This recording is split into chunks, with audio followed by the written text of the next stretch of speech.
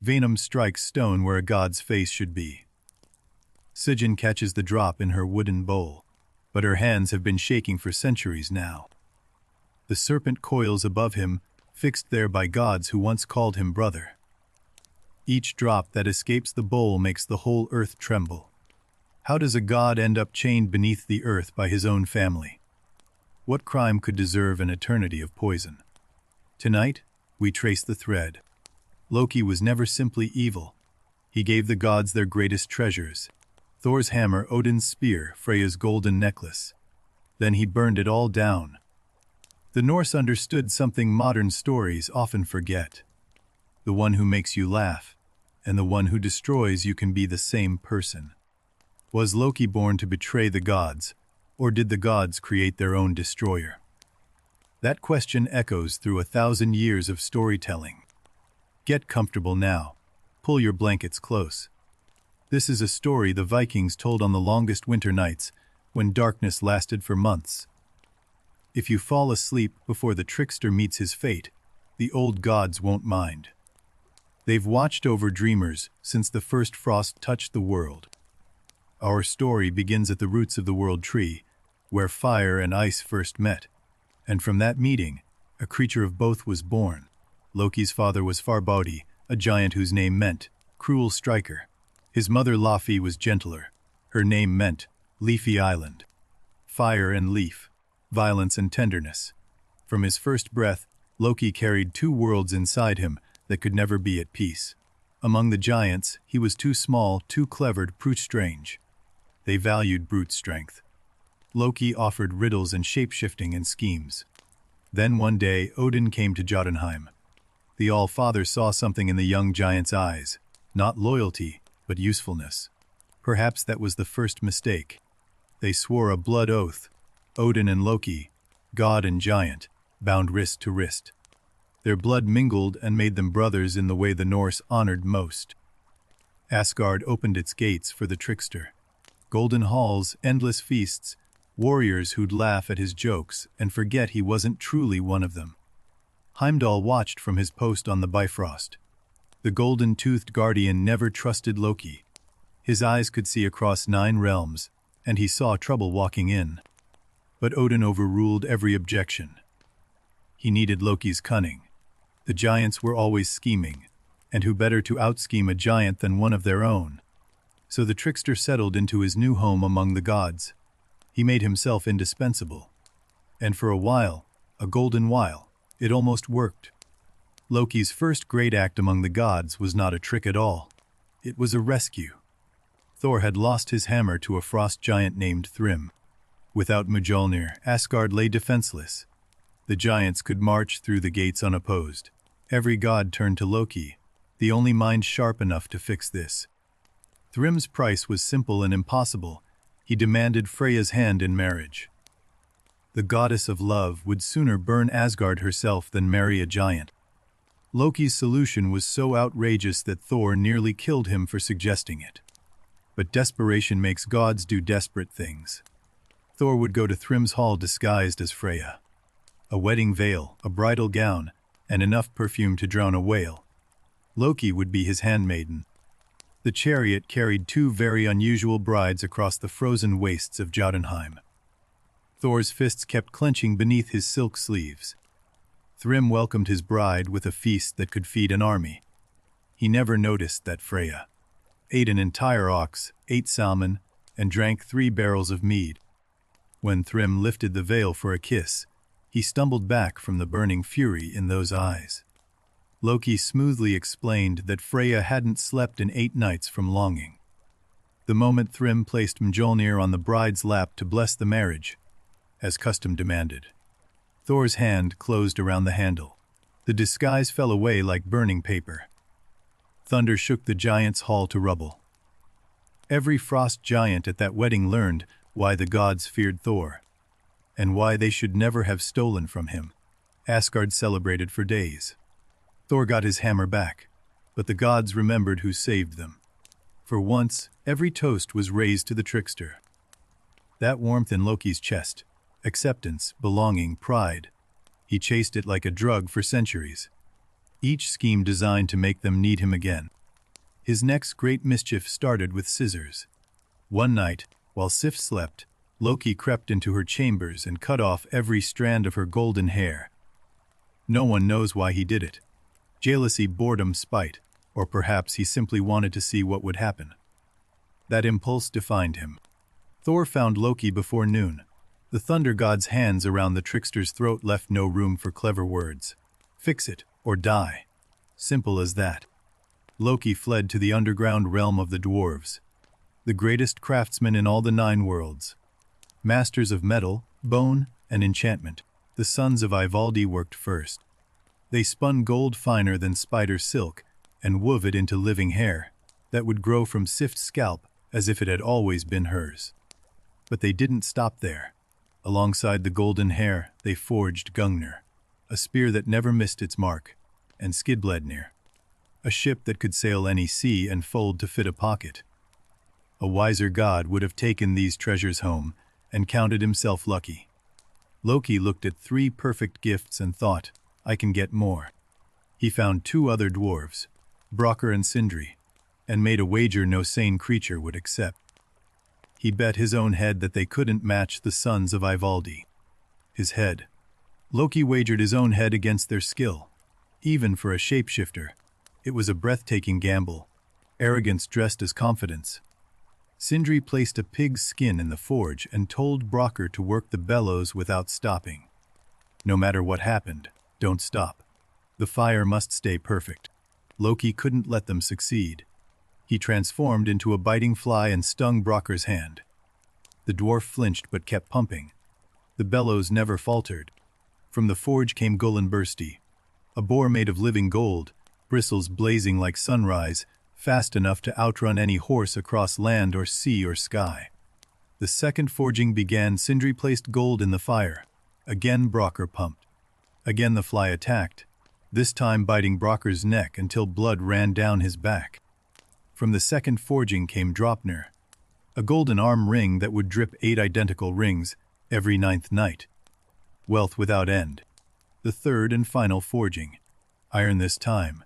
Sindri placed it carefully and gave the same warning, do not stop the bellows, no matter the pain. Loki grew desperate. The fly drove its sting between Brokkr's eyes. Blood poured down the dwarf's face, blinding him. His hands slipped, just once, and the bellows stuttered. Sindri pulled the creation from the flames. It was almost perfect. A hammer of devastating power. But the handle had come out too short, just a fraction too short. Despite the flaw, Mjolnir could level mountains. It would always return when thrown. It was the most powerful weapon in any realm, and Loki knew he had lost his bet. The gods judged the contest. 6 treasures lay before them, 3 from each team. They chose Mjolnir as the greatest. Brokkr had won Loki's head, but Loki's silver tongue found one final loophole. You won my head, he said, but not 1 inch of my neck. Cut carefully, dwarf, if you can. Brokkr could not take what he'd won. But the dwarves had their own answer. If they couldn't take Loki's head, they would silence his lying mouth forever. They sewed his lips shut with enchanted thread. Each stitch burned like fire. Loki did not scream. He couldn't, but his eyes screamed for him. He tore the stitches out himself days later. The scars never fully healed, and something else never healed. The memory that not one god had stopped it. The gods who feasted on his gifts sat silent while his mouth was sewn shut. Thor, who held the hammer Loki's suffering had helped create, looked away. That scar tissue on his lips became a kind of map, marking the exact moment when Loki's mischief began its long, slow turn toward something darker. Yet the trickster's gifts kept coming. He was chaos and creation braided together. The fire that warms and the fire that burns, never just one. Sleipnir, Odin's 8-legged horse, was Loki's strangest gift. The story of that creature's birth is one the trickster never willingly tells. A giant had offered to build Asgard's walls in exchange for the sun, the moon, and Freya. The gods agreed, confident no one could finish in time. They were wrong. Once again, every god turned to Loki. Fix this. The cost of fixing it. What it required Loki to become was something none of them wanted to think about. The Norse who first shaped these tales lived on the edge of survival. Long winters, violent seas, harvests that could fail without warning. They knew chaos intimately. Their gods reflected that world. Odin sacrificed an eye for wisdom. Thor fought endlessly. And Loki was the universe's refusal to follow the rules. Every culture has its trickster. Coyote for the Navajo, Anansi for the Ashanti, Hermes for the Greeks, the one who breaks the pattern so the pattern can grow. Without Loki, the Norse cosmos would be orderly, predictable, and ultimately lifeless. The trickster is the crack in the world that lets the light through. The storytellers by the fire 3,000 years ago knew this truth. A world without chaos is a world without stories.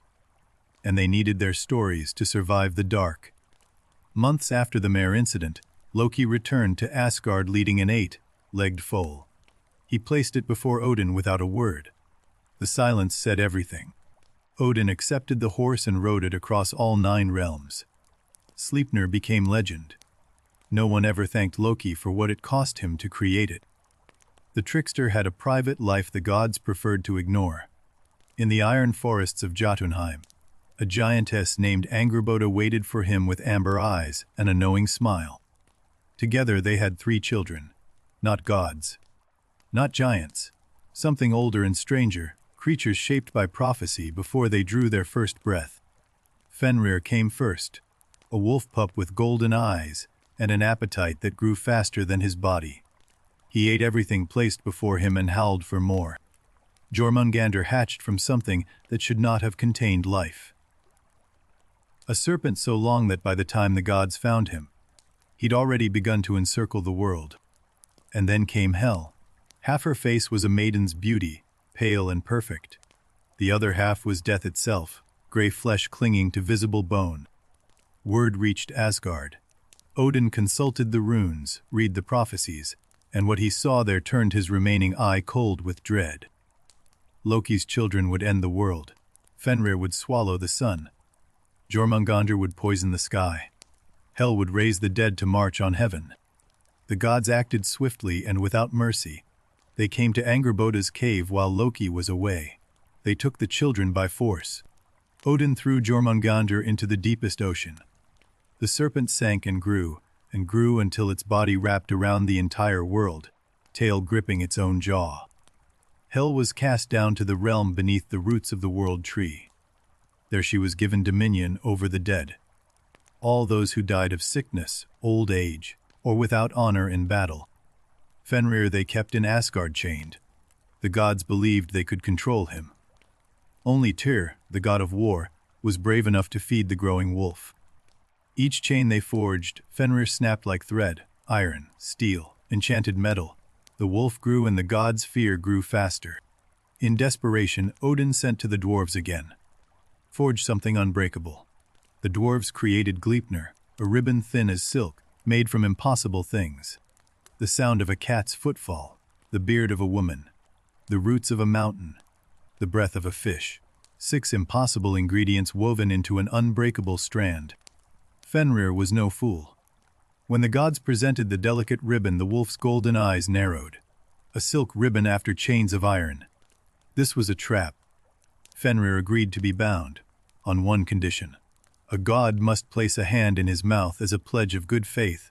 If the ribbon held, the hand would be the price of their deception. Every god stepped back. Every god except Tyr, the one-handed god of war, walked forward, looked Fenrir in the eye, and placed his right hand between those impossible jaws. Gleipnir held. Fenrir thrashed and howled, and the silk ribbon only tightened. The wolf's jaws closed on Tyr's hand with the sound of a fate fulfilled. They drove a sword through Fenrir's lower jaw to keep his mouth open, to stop the howling. The drool that ran from his gagged mouth became a river they named Expectation. Loki arrived too late to stop any of it.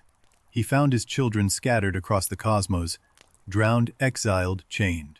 And the gods expected him to accept this.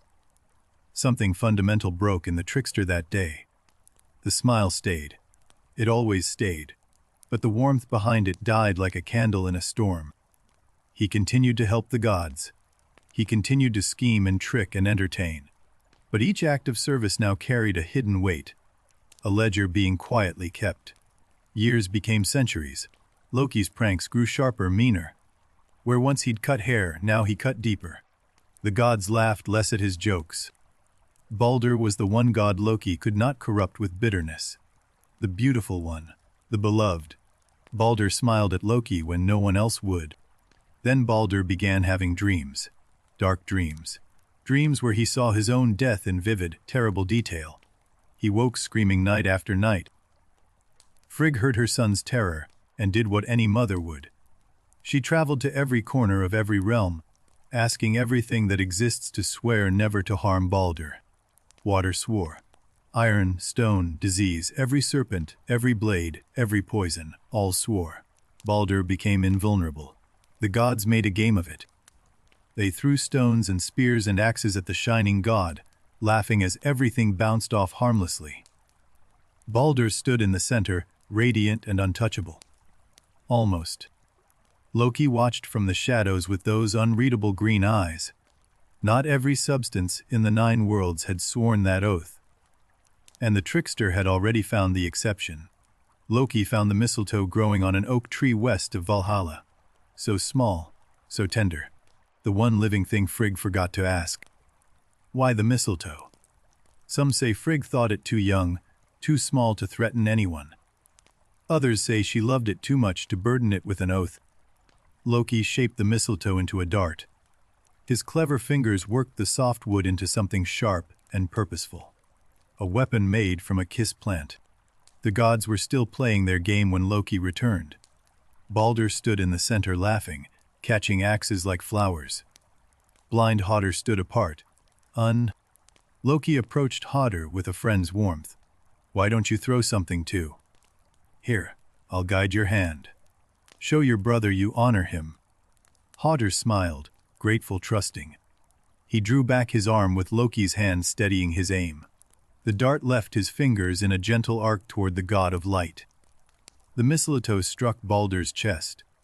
For one heartbeat, nothing happened. Then the light went out of the most beautiful god in all the realms. Silence hit Asgard like a physical blow. The throwing game froze.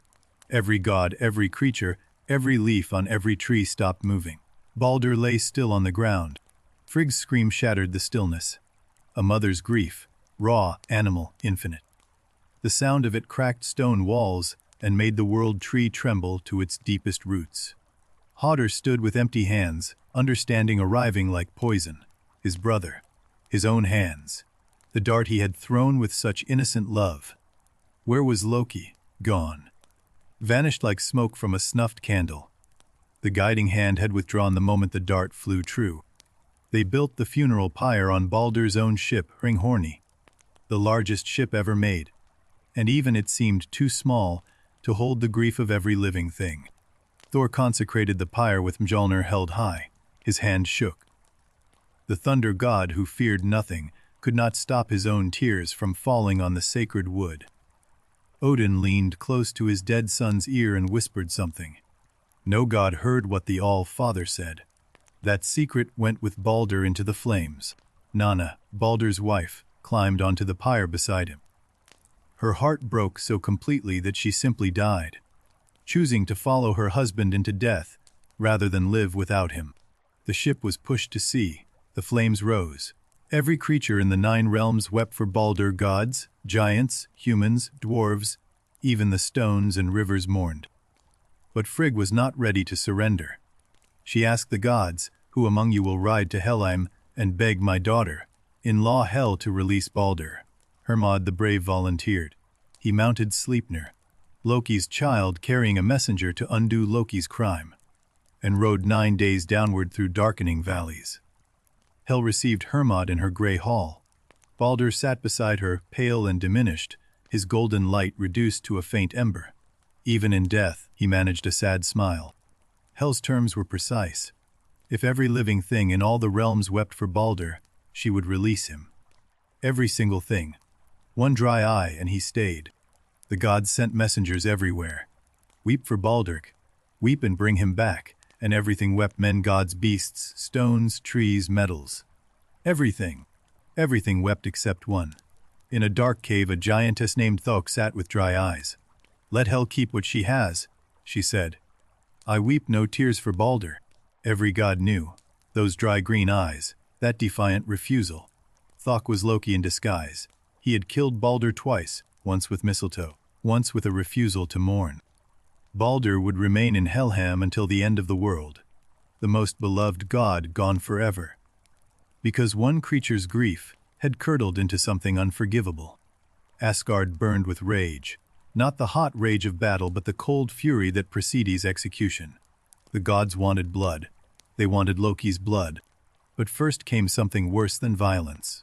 Loki, knowing his fate was sealed, chose to face the gods one final time, not with weapons, but with words. He walked into Aegir's feast uninvited. The hall fell silent.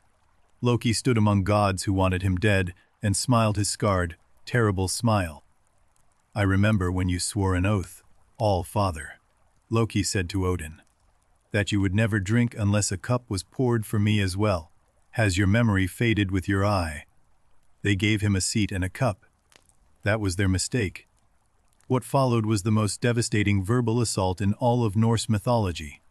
The Lokasena, the flighting of Loki. He turned to Bragi, god of poetry, first. "You're brave enough with words at a feast, Bragi. But in battle, you're the most cowardly god who ever sat at this table." Idun tried to calm him. Loki turned on her without mercy. Gefjon spoke up. He silenced her too. One by one, god by goddess, he stripped them bare. Every accusation was true. That was the horror of it. Loki didn't lie that night. He spoke every secret, every shame, every hypocrisy the gods had buried. To Odin he said the All-Father had given victory to cowards and taken it from the brave. To Frigg he revealed secrets about her grief she'd told no one. To Freya he spoke of lovers beyond counting. To Tyr he mocked the hand lost to Fenrir. "My son tasted your courage and found it wanting." The gods raged. They threatened. Some wept. But no one could silence him because every word he spoke was wrapped in truth, and truth in Asgard was sacred. Sif, whose golden hair Loki had once cut and replaced, stepped forward to offer him a peace cup. Her hands trembled, but her voice was steady. Loki looked at the cup, looked at Sif, and spoke words about her that made Thor's face go dark as a thundercloud. Even kindness could not stop what had started.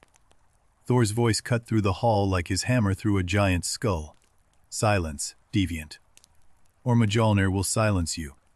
I will beat the words back into your throat." Even Loki knew when to stop. He faced Thor, the one god who had never pretended to be his friend, and therefore the only one Loki almost respected. "I have spoken," Loki said quietly, "and I will not unsay any of it. You know where to find me when you're ready to punish the truth." The feast lay in ruins. Not a table overturned, not a cup broken. But every relationship in that hall had been shattered by words sharper than any blade. Loki did not run far. He knew they would come. Part of him, the part that was still the boy from Jotunheim, almost wanted them too.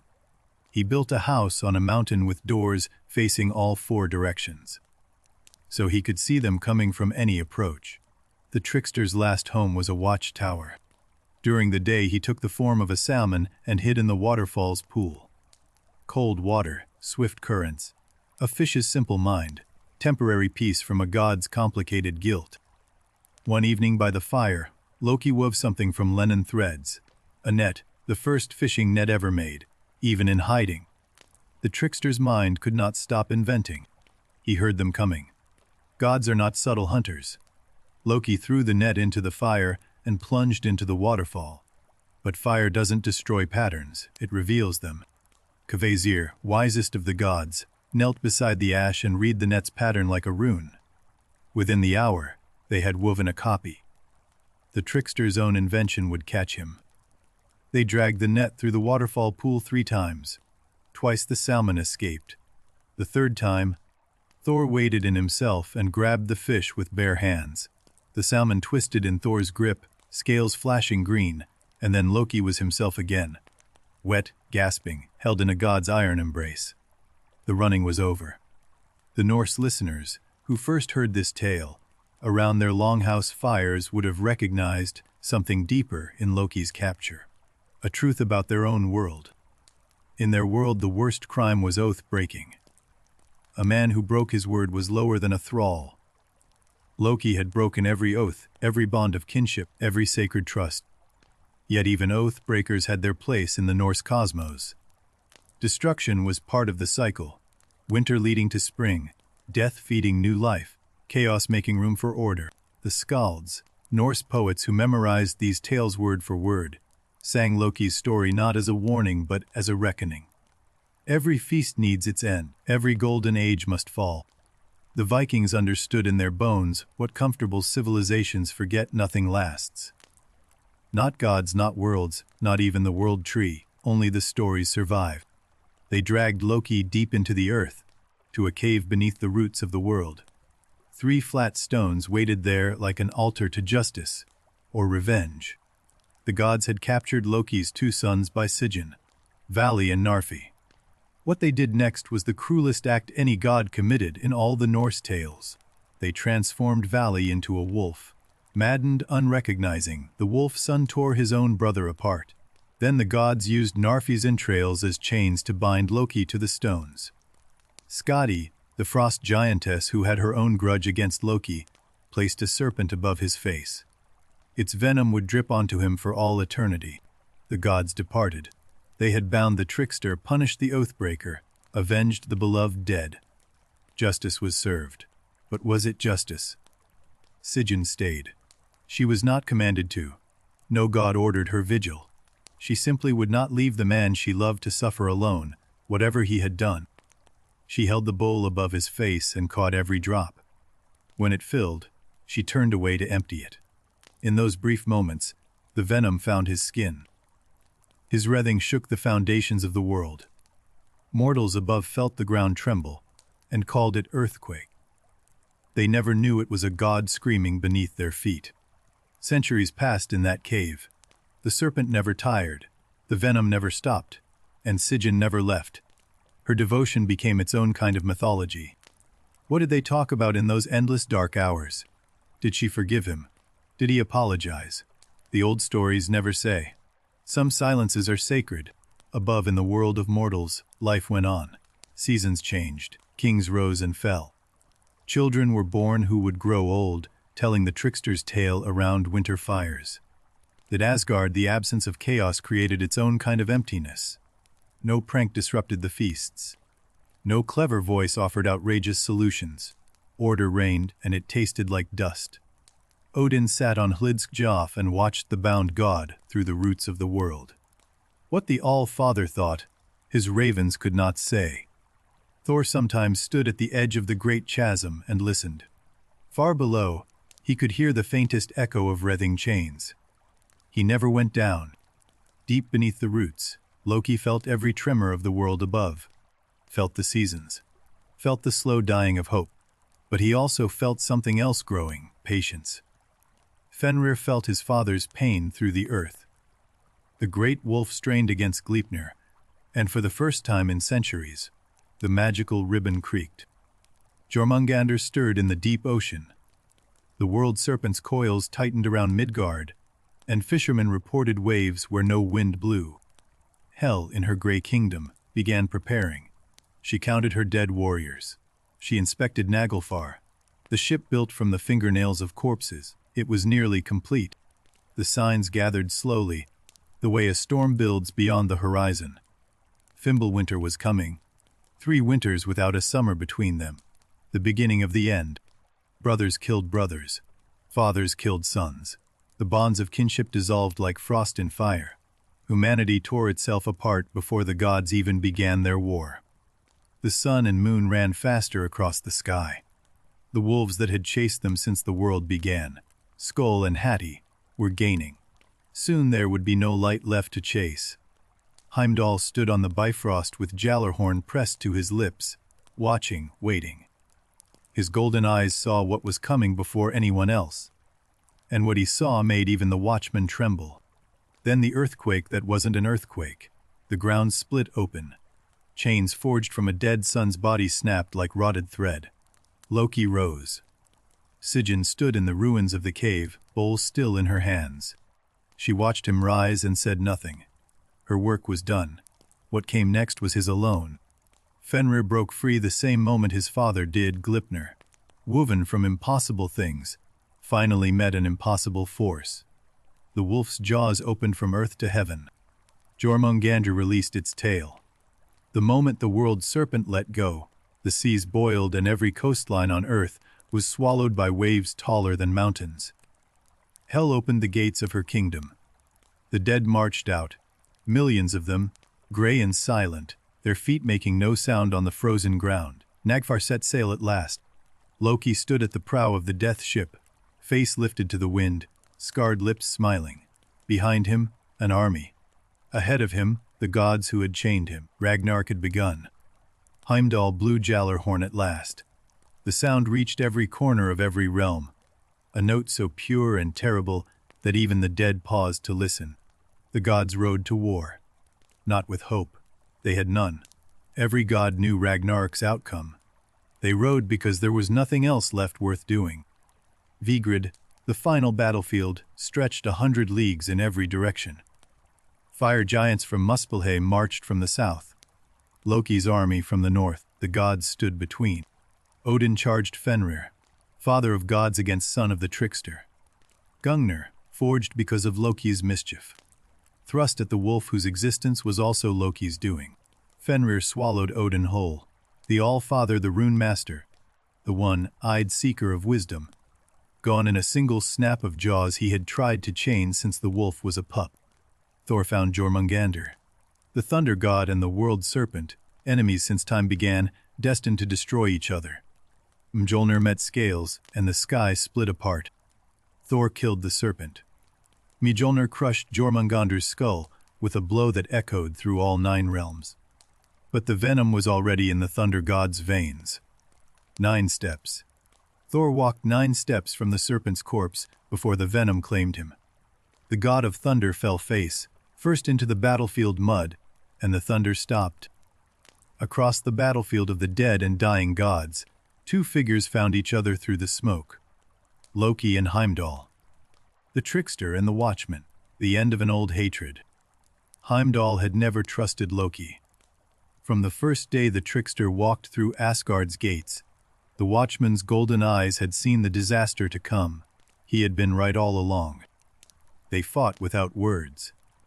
Everything that needed saying had been said at Aegir's feast, in Asgard's halls, across centuries of suspicion and resentment. Now there was only iron. Loki's blade found Heimdall's heart. Heimdall's blade found Loki's. They fell together, the first enemy and the last. Locked in a mutual death, neither would have had any other way. The trickster's eyes closed on a world in flames, Asgard burning, the world tree falling, everything ending exactly as the prophecy had promised. Loki had won, Loki had lost. It was the same thing. Surtur swung his flaming sword. The fire giant's blade was longer than rivers, hotter than the core of any sun. It touched the world tree, and Yggdrasil screamed. 9 realms burned, everything the gods had built, everything mortals had loved, everything the dwarves had crafted, consumed by a fire that knew no mercy and had no purpose but ending. Then silence, a silence so complete it had weight. The fire consumed itself. The smoke settled, and where 9 realms once stood, there was nothing but dark water stretching to every horizon. This is where most people think the story ends. The gods are dead, the trickster is dead, the world is ash on water. But the Norse never told a story that ended in nothing. Slowly, so slowly, the waters receded. Land appeared. Not the old land burned to nothing, but new earth, green and unburdened, rising clean from the deep. The first thing to grow was a tree, not Yggdrasil, that giant was gone forever. But something similar, something new. Roots reaching down, branches reaching up, beginning again. An eagle circled above the new land. Below, streams found their paths through untouched valleys. Fish, silver and ordinary, leaped in water that had never held a reflection. 2 humans survived, Lif and Lifthrasir, life and lover of life, had hidden inside the world tree's trunk before the fire came. They emerged blinking into a world washed clean. They had survived on morning dew through the fire. Now they looked at each other across a world empty of everything except potential, humanity's second chance. And then, impossible, unlooked for, a familiar golden light appeared on the horizon. Warm and gentle, growing brighter, walking toward the living world on bare feet. Baldur, released from Helheim at last, because Helheim itself had burned away with everything else. The most beloved god returned to a world that needed him most. With Baldur came his brother Hodr, also freed from death. The blind god and the shining god, the killer and the killed, reconciled at last in a world beyond grudges. Vidar Odin's silent son survived Ragnarök. He avenged his father by tearing Fenrir apart with his bare hands, or with one enchanted shoe, depending on who tells the story. Modi and Magni, Thor's sons, found Mjolnir lying in the battlefield ash. They lifted it together. The hammer that had been too short for perfect, now shared between two young gods. No throne was built, no walls raised. The surviving gods sat in green grass and talked, actually talked, about what kind of world they wanted to build this time. They found Odin's golden chess pieces scattered in the new grass, the same pieces the old gods had played within the world's first age, the game beginning again. A question hung over the new world like a cloud that never quite becomes rain. Loki was dead, but was chaos dead with him? Could a world exist without its trickster? Baldur understood something the old gods never did. Loki wasn't the disease, he was the symptom. A world that creates no space for difference creates its own destroyer. The new sun rose higher, brighter than the old one, carried by a new chariot unchased by wolves. For the first time in cosmic history, there was daylight without the fear of losing it. But perfection is fragile. The Viking storytellers knew this better than anyone. A world without storms never learns to build strong shelters. Lif and Lifthrasir had children. Their children had children. Generations passed in the gentle world, and the new humans forgot what fire could do. They forgot what teeth could do. One evening a child found a fox caught in a stream. The fox looked at her with clever green eyes, and seemed to laugh before it wriggled free and vanished into the tall grass. Baldur heard the child's story and smiled. Not with worry, with recognition. Chaos doesn't die with the chaotic. It is the universe's oldest impulse, to change, to surprise, to refuse to be predicted. This time, perhaps, the gods would not chain what they feared. This time, perhaps, they would learn to live alongside the fire, instead of trying to contain it. The old stories say Loki died at Ragnarök. But the old stories also say the world ended, and here it is again. The Norse were comfortable with contradictions. The new world's first thunderstorm arrived without warning. Lightning split a sky that had known only gentle weather. The new humans screamed. The old gods' children looked up and remembered. The storm passed. It left the world greener than before. The humans emerged to find new streams carved, new seeds scattered. The landscape richer for having been shaken. That night, the humans built their first fire. They sat around it and told stories about a golden god who died and returned, about a wolf who swallowed the sun, about a trickster who changed everything. The stories changed with each telling, as stories do. But the core survived, a being of fire and ice, too clever for his own good, too wounded to forgive, too necessary to forget. And somewhere in the tall grass at the edge of the firelight, if you listened carefully, you might hear something that sounded almost like quiet, self-satisfied laughter. Now let's walk the path again, slower this time, deeper. Not the events but the spaces between them. The silences where Loki became who he was. Consider the blood oath. Odin didn't swear brotherhood with Loki from love.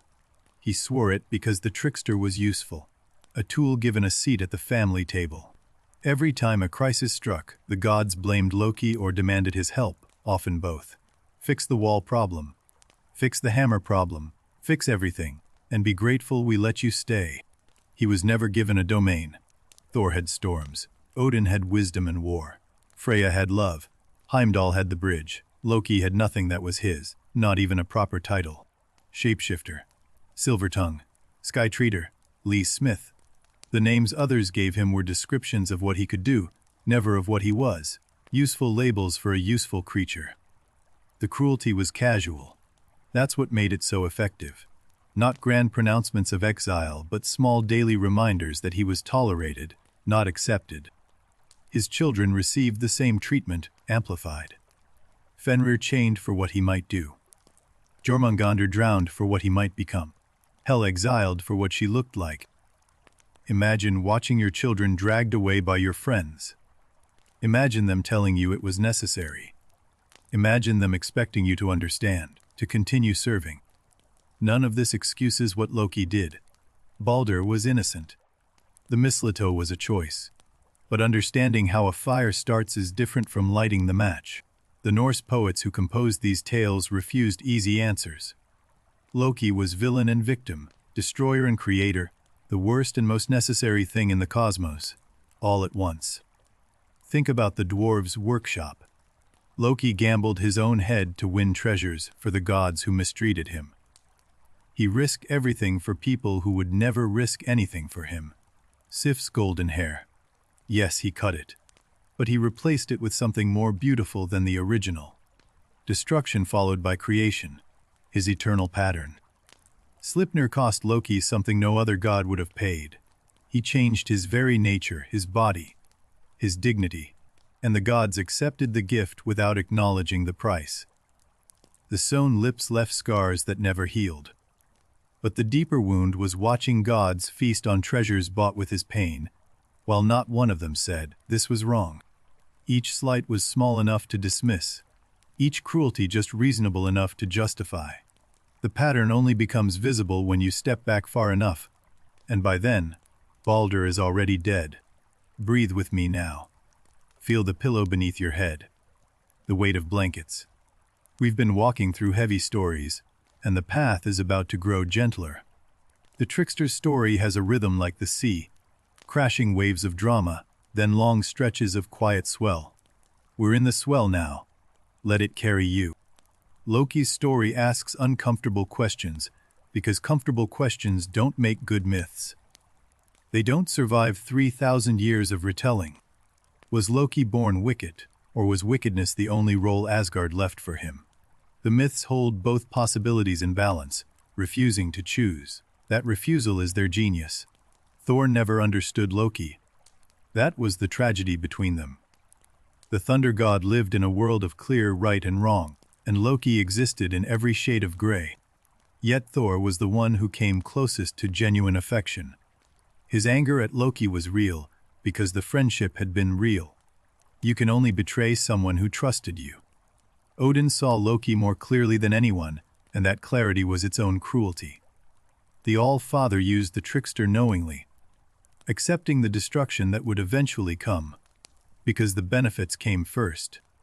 Frigg alone might have changed the story, if she had treated Loki as a mother treats a wayward child, with boundaries but without exile. Perhaps the mistletoe stays on the tree. Sigrun's love was the only unconditional thing in Loki's life. She did not love him despite his flaws or because of his charm. She loved him entirely. The myths offer no explanation, some love simply is. The bowl never overflows in the stories. Sigrun always turns in time, except for those brief moments when she must empty it, and the world shakes with Loki's pain. Even devotion has its gaps. What did Sigrun think during those centuries? The poets never say. She exists in the stories only through her action. The catching, the pouring, the returning. Her silence is louder than Loki's screams. Fenrir never forgot his father's scent. Chained on that island, the great wolf smelled the change of seasons, heard the slow grind of the world, and waited with a patience gods had not expected. Jormungandr circled the world in the deep, and every sailor who felt an unexplained current was feeling a god's exiled child moving in its prison. The ocean itself was a cage. Hel ruled her gray kingdom with perfect fairness, neither kind nor cruel, giving the dead exactly what they had earned. Her father's passion was absent from her governance. Perhaps that was deliberate. 3 children, 3 prisons, each child dealing with exile differently. Rage, patience, control. Each carrying a piece of their father's nature, expressed through their own suffering. The binding of Loki's children fulfilled the prophecy it was meant to prevent. By treating them as monsters, the gods ensured they would become exactly that. This is one of the oldest patterns in storytelling. The hero who tries to escape fate only runs faster toward it. Oedipus, Macbeth, and the Aesir, who chained their own destroyers. Your eyelids may be growing heavy now. That's good. The story will be here whether you're awake or dreaming. These old tales know how to find you in both places. Loki as a father is perhaps his most human aspect. Flawed, desperate, willing to do terrible things for children he couldn't protect. Every parent understands that fury. He killed Balder knowing it would end everything. His freedom, his place among the gods, eventually the world itself. He did it anyway. Some wounds demand expression no matter the cost. The flighting, his verbal assault at Aegir's feast, was not random cruelty. It was a mirror held up to every god. Look at yourselves. See what I see. Know what I know. Even his refusal to weep as Thok, the act that condemned Balder to Helheim forever, contained its own terrible logic. Why mourn a world that only loved its golden children? This is not a defense of Loki. Balder was innocent. The pain Loki caused was real and vast and unforgivable. But the pain that created Loki was also real, and the myths refused to let us forget that. The Norse cosmos demanded destruction before renewal, winter before spring, death before rebirth. Loki was the instrument of a process larger than any single god's morality. The saga of Loki survives today because of hands that refused to let it die. Poets who memorized thousands of lines. Scribes who wrote them down before the last voices fell silent. Snorri Sturluson, an Icelandic chieftain in the 13th century, gathered the old stories and wrote them down. By then, the Norse had been Christian for 200 years. The old gods were fading. Without Snorri's Edda, Loki might have vanished like smoke. 1,000 years of storytelling reduced to fragments. But the stories were too strong, too necessary, too human to disappear completely. Each culture that retold Loki's story added something new. German scholars found universal archetypes. English poets found romantic tragedy. Modern writers found a misunderstood anti-hero. The story changes because we change. Each generation sees itself in the trickster's mirror. What we find there says more about us than about the Norse, who first imagined him. Rest deeper now. Let the rhythm of these words become like waves on a northern shore, steady, patient. The kind of sound that carries you somewhere without you noticing the journey. Loki's binding was meant to be permanent. The gods designed it to last until the end of time. But even divine punishment has an expiration date when the end of time actually arrives. There is something almost merciful about Ragnarok, not just destruction, but release. Every prisoner freed, every chain broken, every old debt settled in fire and blood. Loki rising from the cave was not just a villain escaping. It was every imprisoned thing finally breaking free. Every suppressed truth, every denied injustice, every silenced voice. Sigyn watched him go.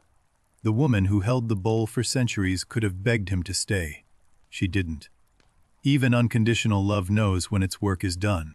On the battlefield of Vigrid, Loki's face held an expression no god had ever seen on him before. Not cunning, not rage, not even satisfaction. Peace. He could have hidden. He could have shape-shifted into a bird and watched from a safe distance. The trickster who survived everything chose not to survive this. Heimdall waited for him. The Golden Watchman who had distrusted Loki from the first day finally had proof that his suspicions were justified, but victory felt like ashes. Two beings who had watched each other across every feast, every council, every quiet moment in Asgard. Heimdall seeing threat, Loki seeing judgment, neither ever seeing the full truth. Their swords rang together with a sound like the universe clearing its throat. Every blow carried centuries of stored meaning. This was not combat. This was a conversation that had waited too long. Loki fought without tricks, no shape-shifting, no illusions, no clever escapes. For the first and only time, the trickster fought as himself, just himself, and nothing else. The killing blows landed simultaneously, as if they had agreed on the timing without words. Loki's blade and Heimdall's sword, each finding the other's heart in the same terrible instant.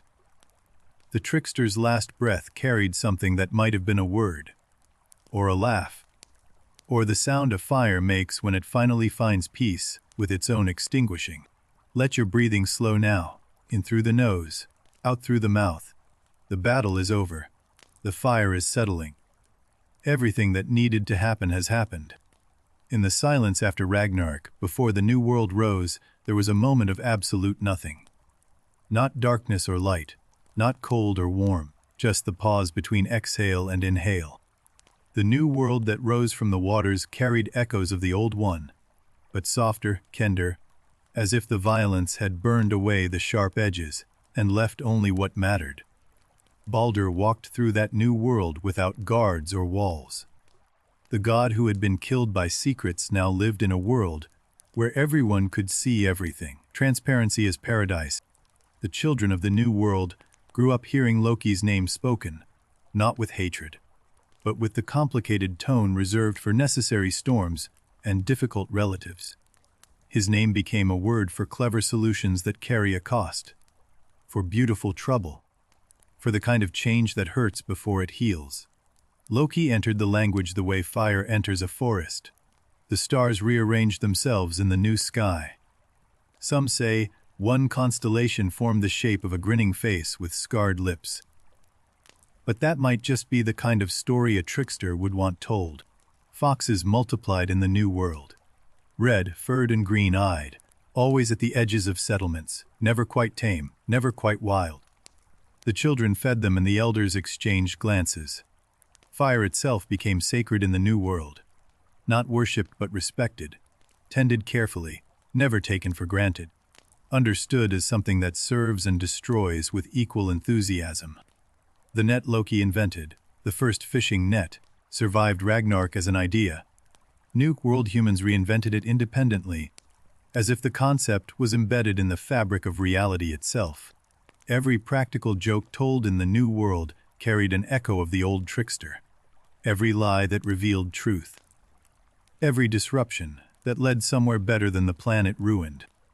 Baldur sometimes dreamed of fire, not the destructive kind, the kind that lights a room, warms cold hands, draws people together.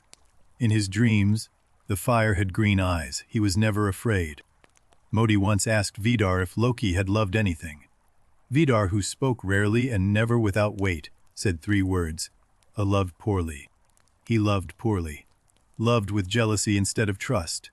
With performance instead of presence.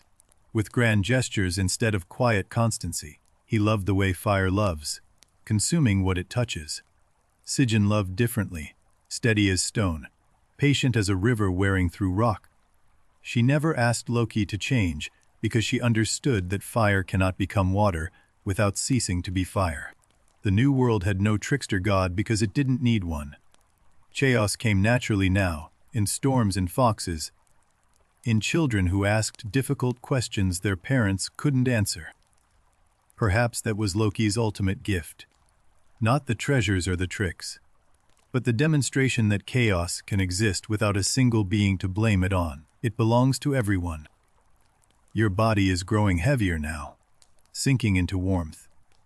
The pillow holds your head the way the earth held the sleeping mortals while gods fought above them. The story spirals toward its center now. All the threads Loki wove and cut are gathering. The pattern he left in the fabric of mythology is nearly complete. The fishing net, the golden hair, the wager, the children, the mistletoe, the binding, the breaking free. Each act a stitch in a design only visible from the end. And at the center of the pattern, if you look carefully enough, you'll find not a monster or a god or even a trickster, but a question, the same one he asked at Aegir's feast. That question echoes still, in every civilization that punishes honesty, in every family that exiles its difficult member, in every system that creates the very chaos it fears. Loki walks among us still, not as a god but as an idea. Every time you've seen the trickster's grin in modern storytelling, you've seen his shadow. Marvel's Loki brought the trickster to millions who had never rid the Eddas. A villain who became an anti-hero who became a protagonist. The modern world discovering what the Norse always knew. Neil Gaiman retold the Norse myths and found in Loki something profoundly modern.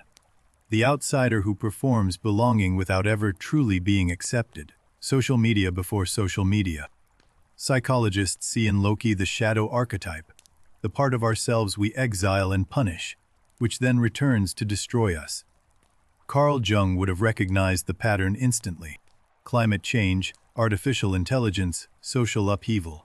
The modern world is full of trickster forces, things we created that now threaten to outgrow our control. Loki's children are everywhere. The question the myths pose isn't how to defeat the trickster. It's how to live with him. How to include the fire without being consumed by it. The Norse never solved this riddle. Neither have we. Perhaps the answer lies in what Balder learned. That punishing the different creates the destruction it fears. That inclusion costs less than exclusion, even when inclusion is harder. Settle deeper now. The stars are out above the new world, and above your world too. The same stars, the same darkness between them, the same old human need for stories that explain both. Loki's story will be told again tomorrow and next year and 1,000 years from now. It survives because it refuses to be simple, because human nature refuses to be simple. We love heroes because they show us who we want to be. We need tricksters because they show us who we are. Both are necessary. Both are true. The New World's first century passed without war. Not because conflict vanished, but because the survivors had learned something from the destruction. That some fights only produce ashes. Magni placed Mjolnir on a stone pedestal where anyone could see it. Not to use, to remember. Thor's hammer became a monument rather than a weapon. Progress of a kind. And where was chaos? Everywhere. In the unpredictable weather, in children's laughter. In the fox who stole fish from the net and ate it while the fisherman shook his fist. That's the real ending if endings exist. Not the fire and the dying gods. Not even the green world rising from the water. But this, a fox, a fish, a laugh, and the story continuing. Close your eyes if they aren't closed already. The trickster's tale is winding down, and the night is holding you the way Sigyn held the bowl. Steady, patient, ready. The trickster's games are nearly over. All that remains is to understand what they meant, and to let that understanding carry you into the deepest, most restful sleep. Loki's final truth is this: every family, every community, every civilization carries a fire at its center. Feed it carefully, and it warms. Starve it, and it consumes. Chain the fire, and it will break free. Welcome the fire, and it will warm your hands. The gods learned this lesson with the death of a world. May we learn it for less. The trickster is not the enemy. The trickster is the test. Every age faces it. Every generation must decide whether to chain or to include. The answer shapes the world that follows. Loki's scarred lips spoke the truth the gods couldn't hear.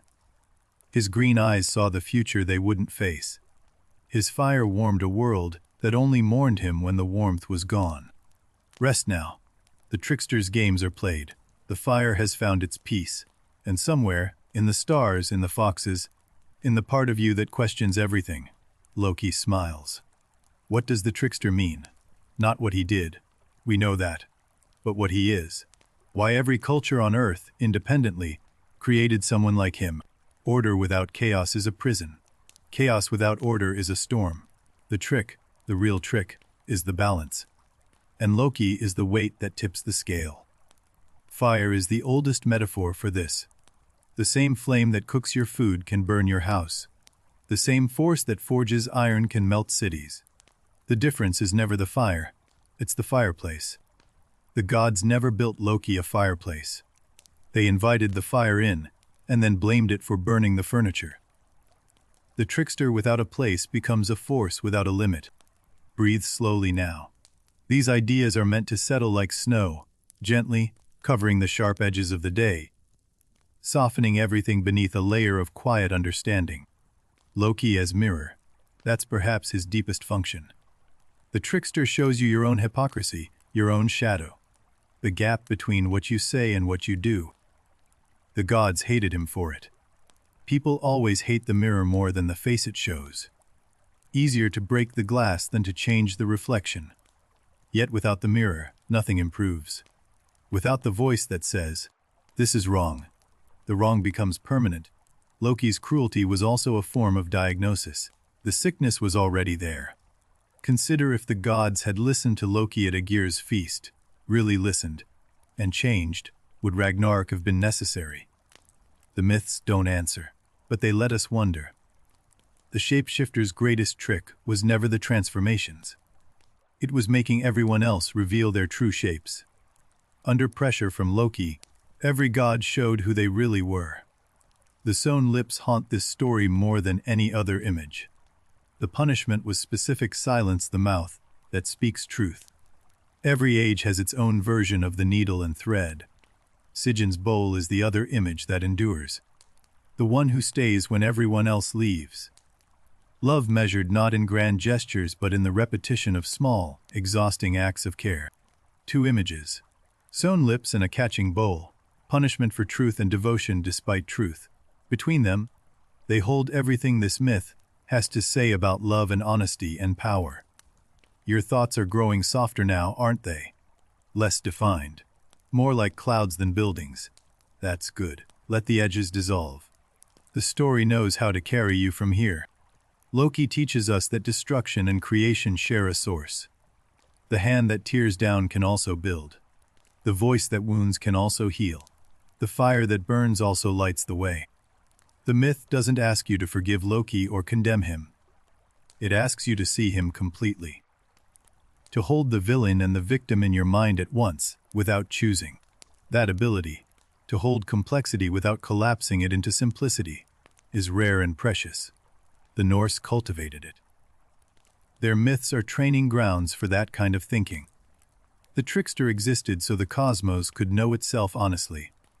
Without the mirror, without the fire, without the voice that says the unsayable, the world stays blind. So when you hear thunder, remember the god who fought serpents. When you see fire, remember the one who carried it in his blood. And when you question what everyone else accepts, that's Loki too. The meaning of Loki's story isn't a lesson to be learned.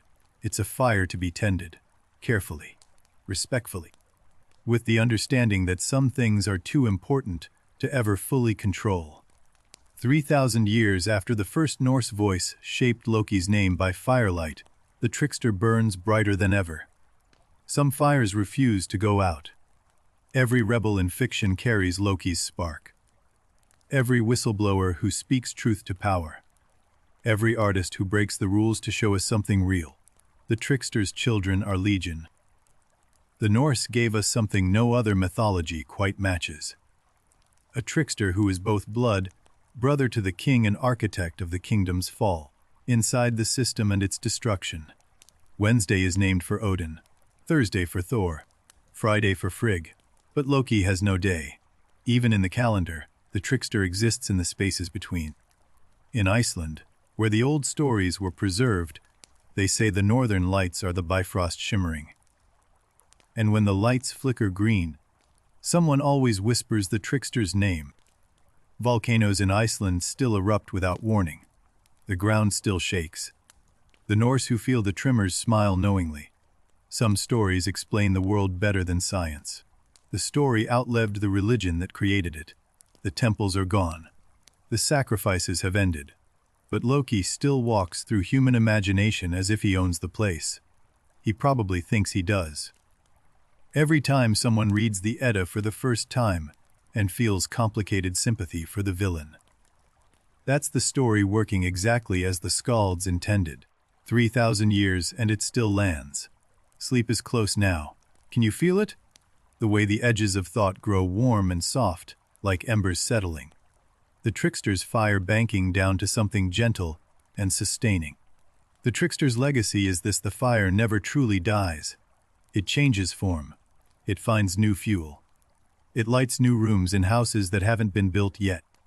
And it will be burning long after we're all asleep. The fire has settled to its deepest glow. The stories have been told. The gods are sleeping in their new world. And the old world rests beneath the sea like a dream you almost remember. Envy wind moves through pine trees on a Norwegian mountainside. The sound is ancient and patient, the same wind that cooled the first forges and carried the first songs. In snow falls on still water. Each flake dissolves on contact, leaving nothing but the smallest ring. Ring after ring, spreading and fading, spreading and fading. A fox curls into its den beneath an ancient oak, tail wrapped around its nose, green eyes closing slowly, slowly. The forest breathes around it. The northern lights pulse above the sleeping world, green and violet and silver, moving like curtains in a window no one opened. Silent, beautiful, endless. Embers tick in a stone hearth. The last warmth of the evening radiating outward through the room, through the walls, into the cold night. Warmth given freely, asking nothing. Onl waves lap against a wooden hull. A small boat rocks on a calm fjord. No destination. No urgency. Just the water and the wood and the stars reflected below. You've walked with gods tonight. You've watched worlds end and begin. Now let it all dissolve. The fire, the frost, the trickster's grin, into the deepest, softest, breath. Heartbeat, the weight of blankets, the kindness of pillows. The ancient, simple magic of lying down in a safe place while the world turns without you. Sleep now. The trickster's fire watches over you, not to burn but to warm, not to trick but to guard. Good night, traveler. The stories will be here when you wake.